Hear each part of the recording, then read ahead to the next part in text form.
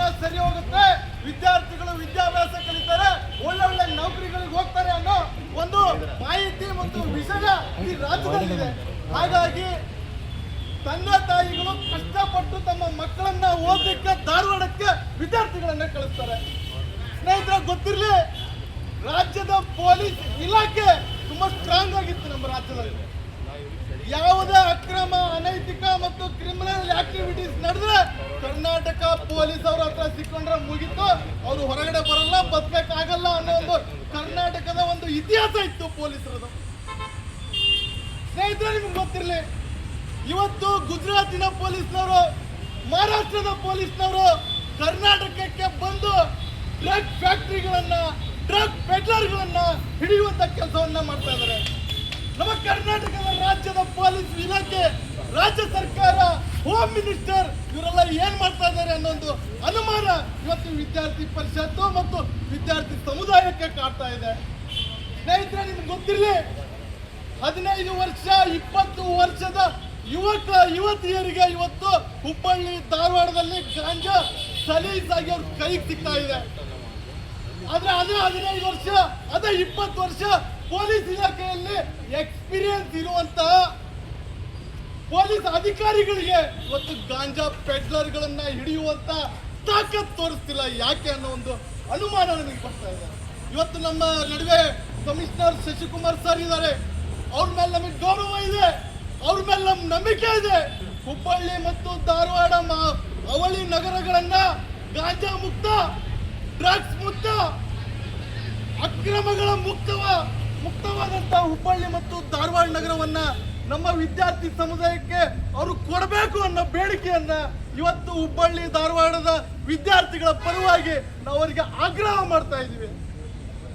Commissioner ಸಾಹೇಬ್ರೆ, ಏನ್ ವಿದ್ಯಾರ್ಥಿ ಆತ್ಮಹತ್ಯೆ ಮಾಡ್ಕೊಂಡಿದ್ದಾನೆ, ಅವ್ನು ಡ್ರಗ್ ತಗೊಂಡಿದ್ದಾನೋ ತಗೊಂಡಿಲ್ವೋ, ಅವನು ಗಾಂಜಾ ಪೆಡ್ಲರ್ ಅಲ್ವೋ, ಅದು ವಿಷಯ ನಮಗೆ ನೀವು ನ್ಯಾಯಾಂಗ ತನಿಖೆಯಿಂದ ಅದನ್ನು ದೃಢಪಡಿಸಿ. ಇವತ್ತು ಹುಬ್ಬಳ್ಳಿ ಮತ್ತು ಧಾರವಾಡದಲ್ಲಿ ಯಾವ್ದಾದ್ರು ವಿದ್ಯಾರ್ಥಿಗಳು, ಯುವಕರು ರೋಡಲ್ಲಿ ಪಕ್ಕದಲ್ಲಿ ನಿಂತ್ರೆ ಅವ್ರನ್ನ ಬಸ್ ಹತ್ತಿಸ್ಕೊಂಡು ಕರ್ಕೊಂಡೋಗಿ ಬುದ್ಧಿ ಹೇಳಿ ಕಳಿಸುವಂತ ಕೆಲಸ ಇವತ್ತು ಪೊಲೀಸ್ ಇಲಾಖೆ ಮಾಡ್ತಾ ಇದೆ ಹುಬ್ಬಳ್ಳಿ ಧಾರವಾಡದ್ದು. ಆದ್ರೆ ನಿಮಗೆ ಡ್ರಗ್ ಪೆಡ್ಲರ್ಗಳನ್ನ ಹಿಡಿಯುವಂತ ಧೈರ್ಯ ಯಾಕೆ ಬರ್ತಾ ಇಲ್ಲ?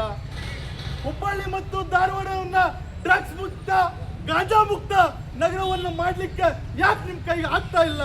ಇದರ ಹಿಂದುಗಡೆ ಇರುವಂತ ಕಾರಣದ ಕೈಗಳು ಯಾರು? ನೇರವಾಗಿ ನಿಮ್ಮ ಪೊಲೀಸ್ ಇಲಾಖೆ ಆ ವಿದ್ಯಾರ್ಥಿಯ ಆತ್ಮಹತ್ಯೆಗೆ ನೇರ ಕಾರಣವಾಗಿ ಇವತ್ತು ಹುಬ್ಬಳ್ಳಿ ಧಾರವಾಡದಲ್ಲಿ ಆ ಕೇಸಿಗೆ ನೀವೇ ನೇರ ಹೊಣೆಯಾಗಿದ್ದೀರಿ. ಆ ವಿದ್ಯಾರ್ಥಿಗಳಿಂದ ಕರ್ಕೊಂಡು ಹೋದಂತ ವಿದ್ಯಾರ್ಥಿಗಳನ್ನ ಗಳಿದ ಹಣವನ್ನ ಫೋನ್ ಪೇಗಳ ಮೂಲಕ ನಿಮ್ಮ ಅಧಿಕಾರಿಗಳು ಮಾಡಿಸ್ಕೊಂಡಿದ್ದಾರೆ.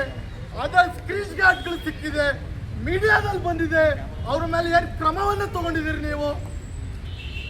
ವಿದ್ಯಾರ್ಥಿ ಪರಿಷತ್, ನಶಾ ಮುಕ್ತ Bharat, selfie with drug free campus, ಇಂಥ ಹಲವಾರು ಅಭಿಯಾನಗಳನ್ನ ಕರ್ನಾಟಕ ರಾಜ್ಯದಲ್ಲಿ ಮಾಡ್ತಾ ಬಂದಿದೆ. ಹಾಗಾಗಿ ಇವತ್ತು ಹುಬ್ಬಳ್ಳಿ ಧಾರವಾಡದ ಪೊಲೀಸ್ ಇಲಾಖೆಗೆ ನಮ್ಮ ಕಡೆಯಿಂದ ನೇರ ಆಗ್ರಹವನ್ನ ಮಾಡ್ತಾ ಇದ್ದೇವೆ. ಗಾಂಜಾ ಪೆಡ್ಲರ್ಗಳನ್ನ ಹಿಡಿರೆ, ಗಾಂಜಾ ಡ್ರಗ್ಸ್ ಪೆಡ್ಲರ್ಗಳನ್ನ ಹಿಡಿರೆ. ಹುಬ್ಬಳ್ಳಿ ಧಾರವಾಡದ ಲಕ್ಷಾಂತರ ಜನ ವಿದ್ಯಾರ್ಥಿಗಳು ಸೇರಿ ನಿಮ್ಮನ್ನ ಹೀರೋ ಮಾಡುವಂತ ಕೆಲಸ ನಾವು ಮಾಡ್ತೀವಿ. ಇಡೀ ದೇಶದಲ್ಲಿ ಹುಬ್ಬಳ್ಳಿ ಧಾರವಾಡದ ಪೊಲೀಸರು ಇಡೀ ದೇಶಕ್ಕೆ ಒಂದು ಹೀರೋ ಅಂತ ನಾವು ತೋರಿಸ್ಕೊಡ್ತೀವಿ. ಅವರನ್ನ ರೋಲ್ ಮಾಡೆಲ್ಗಳನ್ನಾಗಿ ನಾವು ತೋರಿಸ್ಕೊಡ್ತೀವಿ. ವಿದ್ಯಾರ್ಥಿ ಸಮುದಾಯ ಇವತ್ತು ಪೊಲೀಸ್ ಇಲಾಖೆಯವರು ನೇರ ಭಾಗಿಯಾಗಿದ್ದಾರೆ. ಅವ್ರ ಮೇಲೆ ಏನ್ ಕ್ರಮ ತಗೊಂಡಿದ್ದೀರಿ, ಏನ್ ಕ್ರಮ ತಗೋತೀರಿ, ಮತ್ತೆ ಈ ಕೇಸನ್ನ ನೀವು ನ್ಯಾಯಾಂಗ ಇಲ್ಲ ತನಿಖೆಗೆ ವಹಿಸಬೇಕು ಅಂತೇಳಿ ಇವತ್ತು ವಿದ್ಯಾರ್ಥಿ ಪರಿಷತ್ ಆಗ್ರಹ ಮಾಡ್ತಾ ಇದೆ. ಈ ವಿಷಯಕ್ಕೆ ಸಂಬಂಧಪಟ್ಟಂತೆ ನಮ್ಮ ಹುಬ್ಬಳ್ಳಿ ಧಾರವಾಡದ ಕಮಿಷನರ್ ಸರ್ ಅವರು ನೇರವಾಗಿ ಮಾತಾಡಬೇಕು ಮತ್ತು ಈ ಯುವಕರಿಗೆ ಮತ್ತು ಹುಬ್ಬಳ್ಳಿ ಮತ್ತು ಧಾರವಾಡದ ಯುವಕರಿಗೆ ಅವರ ಜೀವನವನ್ನ ರಕ್ಷಣೆ ಮಾಡುವಂತ, ಗಾಂಜಾ ಮುಕ್ತವನ್ನ ಹುಬ್ಬಳ್ಳಿ ಧಾರವಾಡ ಮಾಡುವಂತ ಕ್ರಮವನ್ನ ತಗೊಳ್ಳಿಕ್ಕೆ ಏನೆಲ್ಲ ಕ್ರಮವನ್ನ ನೀವು ವಹಿಸಿದ್ದೀರಿ ಅನ್ನೋದನ್ನ ನೀವು ಮುಕ್ತವಾಗಿ ನಮ್ಮ ಹತ್ರ ಇವತ್ತು ಚರ್ಚೆ ಮಾಡಬೇಕಾದಂತ ಸಂದರ್ಭ ಇವತ್ತು ಬಂದಿದೆ. ನಿಮ್ಗೆಲ್ಲ ಗೊತ್ತಿರಲಿ, ಕೆಲವು ದಿನಗಳ ಹಿಂದೆ ಇಡೀ ರಾಜ್ಯದ ಎಲ್ಲ ಮೀಡಿಯಾಗಳಲ್ಲಿ ಹುಬ್ಬಳ್ಳಿ ಧಾರವಾಡದ ಗಾಂಜಾ ಕೇಸ್, ಡ್ರಗ್ ಕೇಸ್, ಲವ್ ಜಿಹಾದ್ ಕೇಸ್ ಈ ಕೇಸ್ಗಳ ಮೂಲಕ ಹುಬ್ಬಳ್ಳಿ ಧಾರವಾಡದ ಮಾನ ಮರ್ಯಾದೆಯನ್ನ ಹರಾಜಾಕುವಂತ ಕೆಲಸ ಇಡೀ ರಾಜ್ಯದಲ್ಲಿ ನಡೀತಾ ಇದೆ. ಆ ಮಾನ ಮರ್ಯಾದೆಯನ್ನು ಉಳಿಸಬೇಕು, ವಿದ್ಯಾರ್ಥಿಗಳ ಜೀವನಕ್ಕೆ ರಕ್ಷಣೆ ಕೊಡಬೇಕು, ವಿದ್ಯಾರ್ಥಿಗಳು ಸುಭದ್ರವಾಗಿ ಇರುವಂತ ಒಂದು ಅಚ್ಚುಕಟ್ಟಾದ ಕಾನೂನು ಸುವ್ಯವಸ್ಥೆಯನ್ನ ನಿರ್ಮಾಣ ಮಾಡಿಕೊಡ್ಬೇಕಂತೇಳಿ ಪೊಲೀಸ್ ಕಮಿಷನರ್ ಅವರಿಗೆ ನಿಮ್ಮೆಲ್ಲರ ಮೂಲಕ, ವಿದ್ಯಾರ್ಥಿ ಸಮುದಾಯ ಮೂಲಕ ವಿದ್ಯಾರ್ಥಿ ಪರಿಷತ್ ಆಗ್ರಹ ಮಾಡ್ತಾ ಇದೆ.